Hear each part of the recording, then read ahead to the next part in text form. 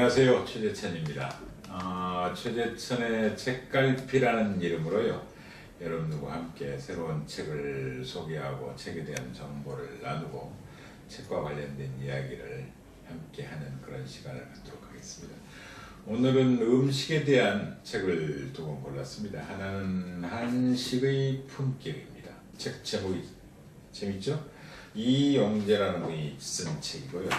두 번째는 빵, 와인, 초콜릿입니다. 심난 세티라는 인도의 미국인이 쓴 책인데 대단히 유명한 책인 모양입니다. 외국에서 상을 많이 받은. 두 책의 공통점이 하나 있는데요. 요즘 한참 뜨는 박찬일 셰프가 둘 다 추천사를 썼습니다. 맨 앞부분에 정확하게 제가 하고 싶은 말을 썼던데 들어가는 거래. 한식이 진짜 건강식이지 발효식품 위주에다가 우리가 다 그러거든요. 다들 한식이 최고의 건강식이고 발효식품이고, 그러니까 발효김치, 된장, 고추장 이러면서 우리는 한식이 최고 음식이라고 늘 이야기를 합니다. 정말 그런가요? 다른 나라 음식은 건강식이 아닌가요? 다른 나라는 발효식품이 없나요? 중국 발효식품 있잖아요. 춘장 있고 다 있잖아요. 발효 두부 있고, 그렇죠? 일본도 간장도 있고 된장도 있고 다 있단 말이에요. 그 다음에 서양의 야쿠르트 있잖아요. 치즈 있잖아요. 다른 나라 다 발효식품이 있습니다. 근데 왜 한국 김치를 다른 나라에 수입하지 못하게 하죠? 중국조차도 한국 김치를 수입 못하게 합니다. 왜 그렇죠? 이유가 있겠죠, 뭔가. 대장균 때문입니다. 자기들 건강 기준 맞지 않다고 못 들어오게 해요. 물론 우리도 생우유로 만든 이태리의 치즈 같은 거 수입 못하게 해가지고 늘 논란이 되곤 합니다.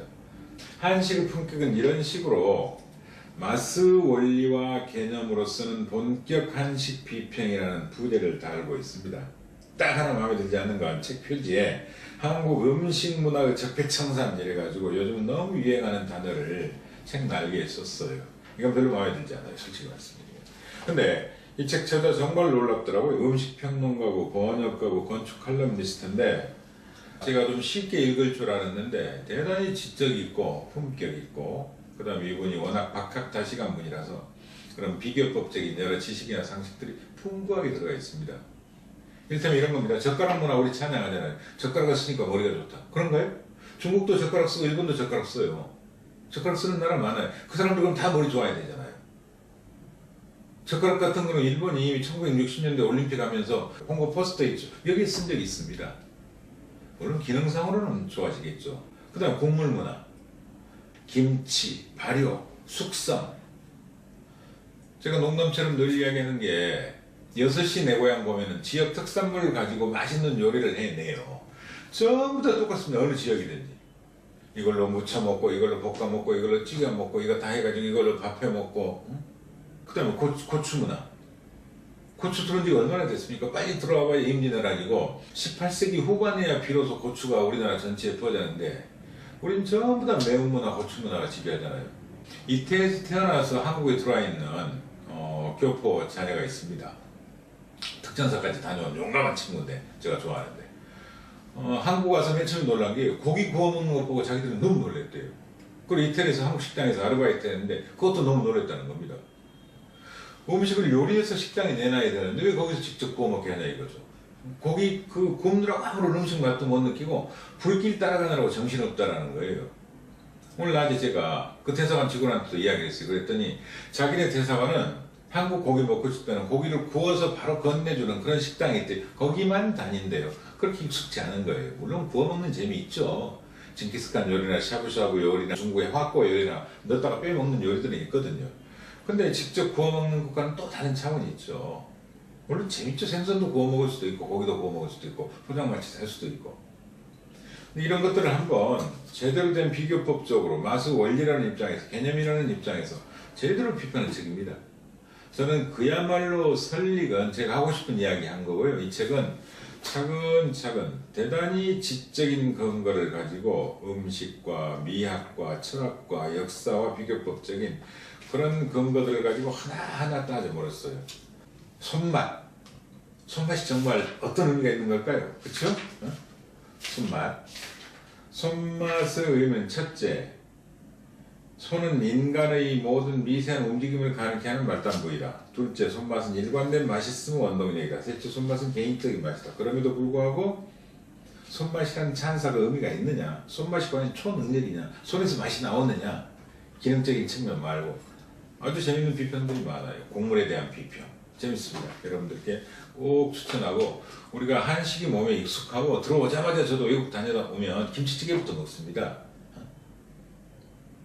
우리 몸에 배어있고 우리의 가장 편한 식사이고, 밥과 국우 좋아 이런 것들 다 좋아합니다만, 그럼에도 불구하고 우리 음식에 대해서도 한번 객관적이고 학술적이고 마수 원리라는 관점에서 비평의 잣대를 들이댈 필요가 있는데, 책은 그런 점에서 대단히 유용한 책입니다. 아주 좋아합니다. 네. 두 번째는요, 빵, 와인, 초콜릿입니다. 원제가 이럴까?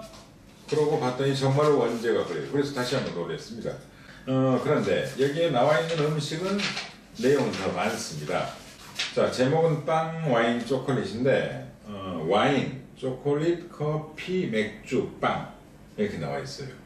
여기에서 이제 아무래도 제가 가장 관심 있는 와인하고 맥주 부분을 자세히 읽었는데요. 우리 커피 같은 경우도 아라비카하고 그 두 종류만 남아 있잖아요, 사실상. 로스트하고. 와인 같은 경우도 캘리포니아의 트루소 그리라는 재밌는 와인이 있어요. 근데 그건 사람들한테 대단히 좋은 와인인데도 여러 가지 이유로 생산성이 떨어진다든가 사람들이 불편해한다든가 없어요. 사라져가요. 그러니까 우리 바나나 이야기는 다 알고 있잖아요.